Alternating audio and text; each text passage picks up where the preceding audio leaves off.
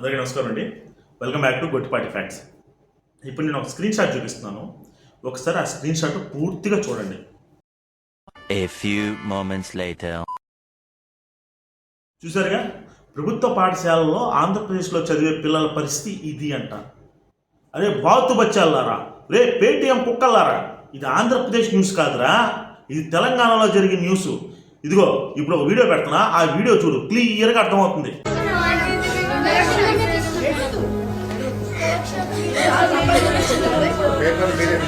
అసలు అది ఆంధ్రాతో సంబంధం లేని న్యూస్, తెలంగాణ న్యూస్. ఆ తెలంగాణ న్యూస్లో మనం కనుక గమనించినట్లయితే సబితా ఇంద్రారెడ్డి, హరీష్ రావు వాళ్ళందరూ కూడా పిల్లల్ని తీసుకుని ఓదారుస్తూ ఉన్నారు. ఏం కాదేమో, మేము ఉన్నాము, మీ చేతిక పనులు చేపించరు, మీరేం బాధపడమాకండి, మీకంతా మంచి జరగద్దు అని చెప్తూ ఉన్నారు. దాన్ని తీసుకొచ్చేసి ఈ సోషల్ మీడియా బాతుబచ్చాలు ఉన్నారు కదా, దాన్ని ఆంధ్రప్రదేశ్లో చంద్రబాబు పార్టీకి, జనసేన పార్టీకి, బీజేపీ పార్టీకి లింక్ పెట్టేస్తున్నారు. చూడండి, అరే 2014 నుంచి 19 వరకు మీరు రకరకాల డ్రామాలు ఆడేశారు సోషల్ మీడియాలో. 19లో గెలిచేశారు. అబద్ధాన్ని నిజం అని చెప్పేసి, నిజాన్ని అబద్ధం అని చెప్పేసి రకరకాల స్టెంట్లు చేసి మీరైతే అధికారంలోకి వచ్చారు. అరే ఇప్పుడు కూడా మళ్ళీ అటు చేయమాకండి.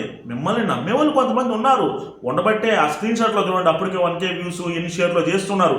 అయినా సరే నాలాంటి వాళ్ళు ఉంటారు చెప్పడానికి.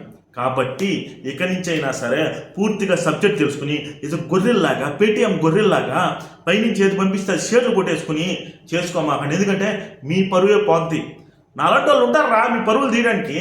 ఎక్కడి నుంచి అయినా సరే బుర్రా బుద్ధి పెట్టి పక్షం పైన ఎటువంటి వీడియోలు చేయాలో, ప్రతిపక్షం పైన ఎటువంటి వీడియోలు చేయాలో ఎక్కడి నుంచి అయినా సరే తెలుసుకొని వీడియోస్ చేయండి ఆయన.